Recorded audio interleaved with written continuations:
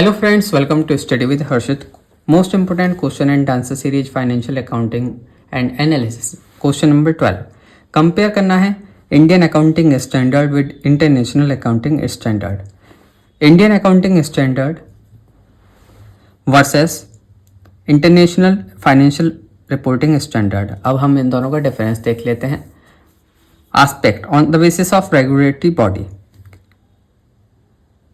Indian accounting standard, institute of chartered accountant of India, regulatory bodies होती हैं इनकी India में ये हमारी.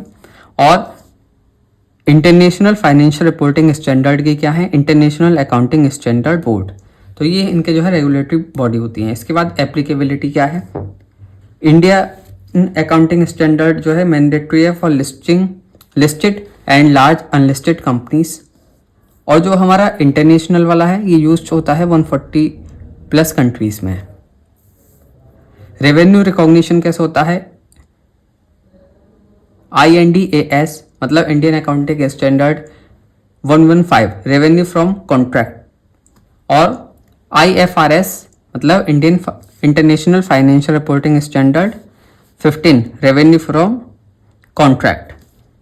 फाइनेंशियल स्टेटमेंट फॉर्मेट क्या होता है, as per companies act 2013.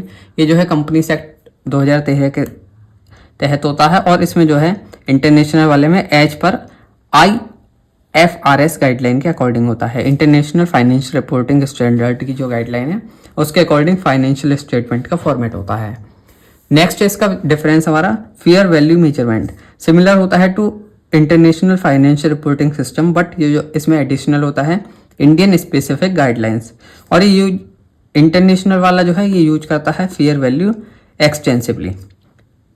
Laissez India जो है INDAS 116 बेस्ड है IFRS 16 पर. और ये जो है इंटरनेशनल फाइनेंशियल रिपोर्टिंग स्टैंडर्ड जो है IFRS 16 है.